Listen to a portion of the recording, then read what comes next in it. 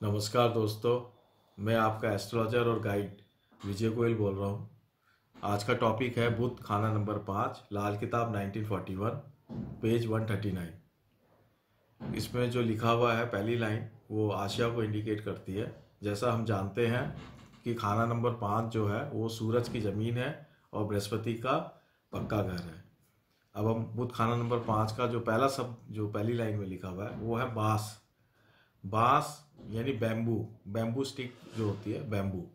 तो बांस एक ऐसा पेड़ है या ऐसी लकड़ी है जो अंदर से हॉलो है, खोखली है। तो ये खोखली लकड़ी को इंडिकेट करता है। और खोखलीपन, ये जो खोखलापन जो होता है, नॉलेज का जो खोखलापन होता है, वो भी खाना नंबर 5 बुध उसको इंडिकेट करता है। लेकिन फिर भी ये एक बहुत मजबूत लकड़ी है, ये एक सपोर्ट दे देती है। तो हम बुध खाना नंबर 5 को हम इससे ये भी समझ सकते हैं कि ऐसे व्यक्तियों में ये स्किल होती है कि वो केवल इंफॉर्मेशन को गैदर करके, सिर्फ सुनी सुनाई बातों को और इंफॉर्मेशन को गैदर करके भी उससे कुछ कमर्शियल वैल्यू निकाल सकते हैं। कमर्शियल वैल्यू निकालने का इनमें गुण होता है। अब दूसरी लाइन जो लिखी है वो ये है, फकीर की आवाज़। फकीर की आवाज़ एक तरह से हम इसको दूसरे शब्दों में कह सकते हैं आकाशवाणी। आकाशवाणी भी फकीर की आवाज़ ही होती है। यानी कि ऐसे जातक जिसका बुध खाना नंबर 5 में हो, इनसे अगर कभी मुंह से कोई बात निकल जाती है तो वो एक ब्रह्म वाक्य की तरह काम करती है, वो जीवन में सत्य उतर जाती है। तो इस तरीके से हम इसको आकाशवाणी, फकीर की आवाज़, ब्रह्म वाक्य, ऐसे बहुत सारे शब्दों का इस्तेमाल कर सकते हैं। आशीर्वाद, वही सेम मीनिंग है कि जो बोल दिया वो कई बार सामने वाले के लिए आशीर्वाद सिद्ध हो जाता है। जो बोला या जो भी इंफॉर्मेशन दी उससे सामने वाले के लिए आशीर्वाद बन सकता है। दूध वाला बकरा, ये दूध वाला बकरा, बकरी की बात नहीं है यहाँ पे, बकरा मेल यहाँ पे है, मेल फॉर्म। तो दूध वाला बकरा, तो ऐसा कौन सा बकरा है जो दूध दे दे? अभी तक तो मैंने देखा नहीं है, मेरे नज़र में तो आया नहीं जो बकरा दूध दे दे। लेकिन कुछ लोग बोलते हैं कि ऐसा बकरे होते हैं। खैर ये मैं नहीं जानता हूँ, इस बात पे मैं आना नहीं चाहता। लेकिन इसका दूसरा जो मतलब है, दूसरा मतलब इसका ये है कि ऐसा व्यक्ति जो अपने इंफॉर्मेशन या डेटा मैनेजमेंट से कुछ प्रोडक्टिव चीज़ें निकाल ले, डेटा मैनेजमेंट का एक्सपर्ट हो और उससे कुछ प्रोडक्टिव वैल्यू उसकी क्रिएट कर ले, डेटा की प्रोडक्टिव वैल्यू क्रिएट कर ले। आजकल जो डेटा साइंटिस्ट हैं, मार्केटिंग वाले हैं, जो डेटा मैनेजमेंट में बहुत काम करते हैं, जिनका बुध खाना नंबर 5 है, उनके लिए बहुत अच्छा है ये दूध वाला बकरा। ये शब्द ये भी होता है। इसका दूसरा मतलब हम ये निकाल सकते हैं कि दूध वाला बकरा का दूसरा मतलब ये हो सकता है कि व्यक्ति जो है ऑपोजिट जेंडर की क्वालिटीज़ को अडॉप्ट कर ले। यानी अगर लड़का है तो लड़की जैसा बिहेव करने लग जाए, और लड़की है तो लड़का जैसा बिहेव करने लग जाए। तो ये भी इसका दूसरा मतलब निकल सकता है। इस तरीके से आप दोनों मतलब ध्यान में रखें जब भी बुध खाना नंबर 5 की बात चल रही हो। उसके बाद आगे क्या है, पोती। पोती ग्रैंड डॉटर। तो ग्रैंड डॉटर यहाँ पे बुध खाना नंबर 5 की आशा है, इसको भी आप नोट कर लें। अब हम दोहे पे आते हैं। लड़का बीना तगाड़ी मंदा, गुरु मंदा बिन ज्ञान, बुध घर 5वें जब हुआ, सब कुछ उम्दा जान।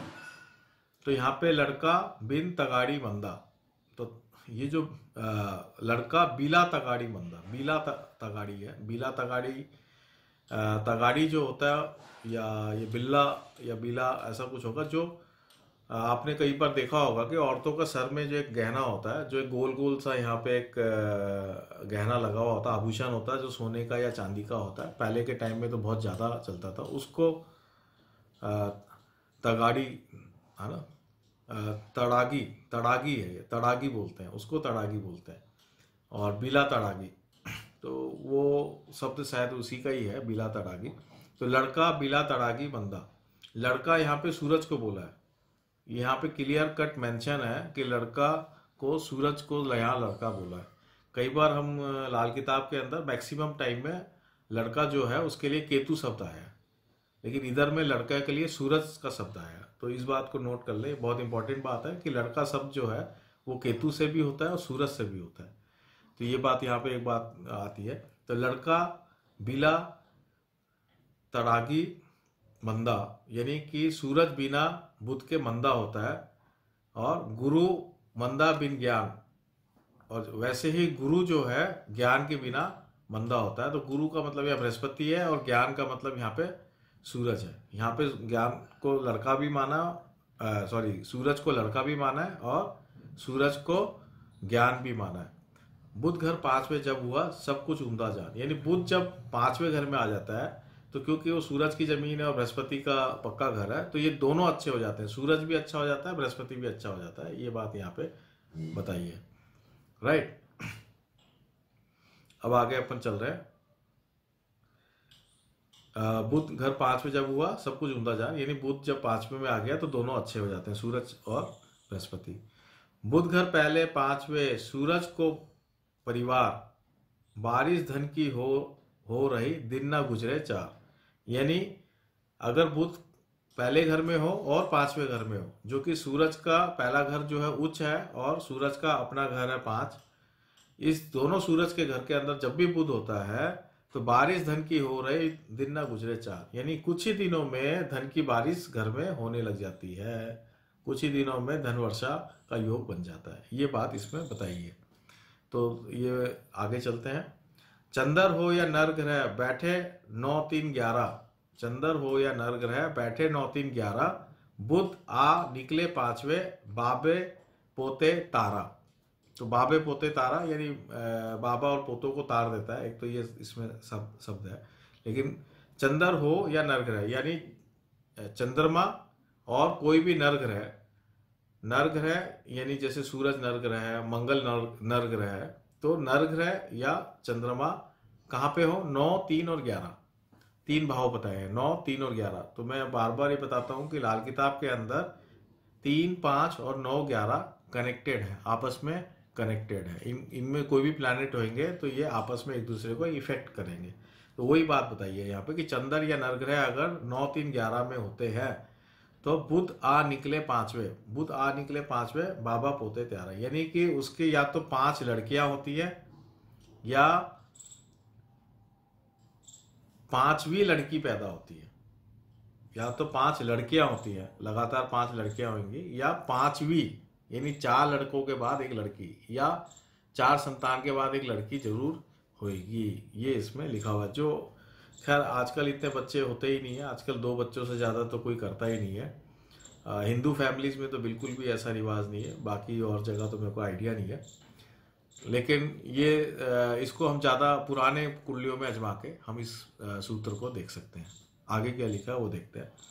अपनी औरत और खुद अपने लिए निहायत मुबारक, मगर पिता के लिए मंद भाग होगा, पर किसी हालत में भी औलाद पर कोई बुरा असर ना होगा।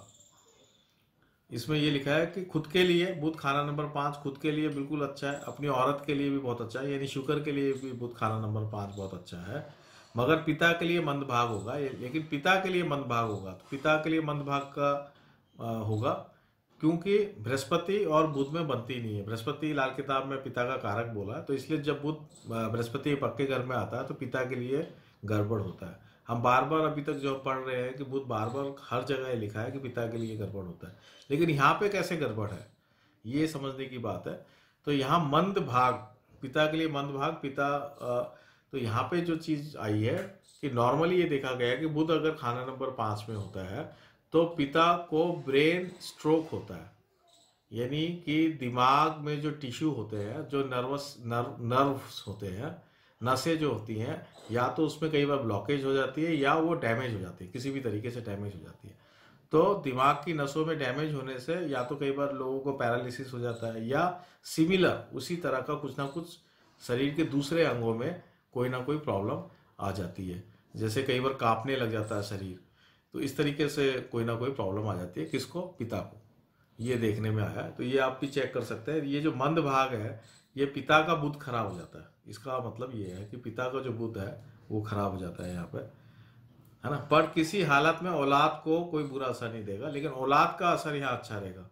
तो औलाद को लेके यहाँ पे बिल्कुल भी कोई प्रॉब्लम नहीं है। यानी सूरज, बुध अगर सूरज की जमीन पे है तो सूरज को कोई खराब नहीं होगा। यहाँ सूरज को लड़का माना है, औलाद भी माना है, तो सूरज बिल्कुल यहाँ पे परफेक्ट है, सूरज को लेके कोई प्रॉब्लम नहीं है।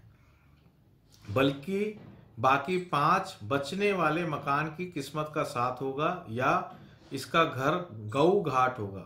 तो 5 बचने वाला मकान यानी 5 त्रिकोण का, जिसमें 5 वो हो, 5 कोने हो, 5 कोने वाला जो मकान होता है वो होगा। और गऊ घाट होगा। यानी गऊ घाट का मतलब जिसका आगे से चौड़ा कम हो और पीछे से भर जाए, छोटा आगे से छोटा हो एंट्री वाली एरिया, और पीछे से ऐसे चौड़ा होता जाए। तो ये जो मकान होता है उसको हम गऊ घाट, गऊ शेप मकान बोलते हैं। गऊ शेप जैसे गाय की शेप होती है, मुंह आगे से छोटा और पीछे से बड़ा, वैसे। तो इसका मतलब यहाँ पे ये है कि ऐसा व्यक्ति बहुत नेक दिल होता है।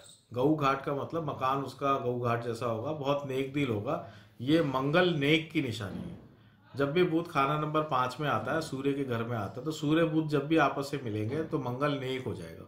तो ये मंगल नेक की निशानी यहाँ पे बताई गई है कि बाकी 5 बचने वाले मकान की किस्मत का साथ होगा या इसका घर गऊ घाट होगा। बहरहाल वो इंसानी खसलत का मालिक जरूर होगा, यानी कि वो बिल्कुल उसका जो बिहेवियर होगा वो ह्यूमन जो बिहेवियर, इंसानियत जो इसे बोलते हैं ना, इसमें इंसानियत बहुत होगी, एकदम ह्यूमन बिहेवियर होगा। ये बात बताइए, ये मंगल नेक की निशानी है। तो ये खाना नंबर 5 यहीं पर ही लाल किताब में समाप्त होता है। आप लोग इसका उपयोग करें। ये जो लाल किताब 1941 पे जो मैं कमेंट्री दे रहा हूँ, उम्मीद है कि आप सबको ये बहुत ही पसंद आ रहे होंगे। ये एक ओरिजिनल ऑथेंटिक कमेंट्रीज हैं, और जो भी लाल किताब सीखना चाहता है उनके लिए बेसिक्स हैं। उनको ये समझ में आएगा कि कैसे ओरिजिनल लाल किताब को हम इंटरप्रिटेट कर सकें। तो आप इस चैनल को, मैं चाहता हूं कि आप इस चैनल को जो है सब्सक्राइब करें, लाइक करें, उसमें जो बेल का आइकन होता है उसको आप प्रेस करें, कमेंट दें। आप कमेंट बहुत ज़रूरी है। कमेंट देने से एक 2 वे हमें कम्युनिकेशन का पता चलता है कि आपको ये पसंद आ रहा है, नहीं आ रहा है। कोई आपका सुझाव हो, आइडिया हो, वो आप दें ताकि हम उसको इंक्लूड कर सकें और इसको बेटर कर सकें। आपकी कोई क्वेरी हो, कोई शब्द आपको नहीं समझ में आया हो, तो वो आप दें तो मैं उसको आगे नई वीडियोस में एक्सप्लेन कर पाऊँ। इसको और बेहतर करने के लिए आप जो भी आप मेरे को सजेशंस देंगे वो मैं ज़रूर उसको फॉलो करूँगा। ज़्यादा से ज़्यादा जो जिज्ञासु लोग हैं उसमें ये फैले, इसलिए आप लोग इसको शेयर करें, ज़्यादा से ज़्यादा शेयर करें। जो लाल किताब सीखना चाहते हैं या जो ज्योतिष की बेसिक नॉलेज को समझना चाहते हैं, वहाँ पे आप अपने ग्रुप्स में, फेसबुक में, आपके जो भी सोशल हैंडल्स हैं वहाँ पे आप इसको शेयर करें ताकि ज़्यादा से ज़्यादा जिज्ञासु लोगों के पास ये ओरिजिनल जो ऑथेंटिक कमेंट्रीज है वो पहुँच पाए। नमस्कार, जय हिंद।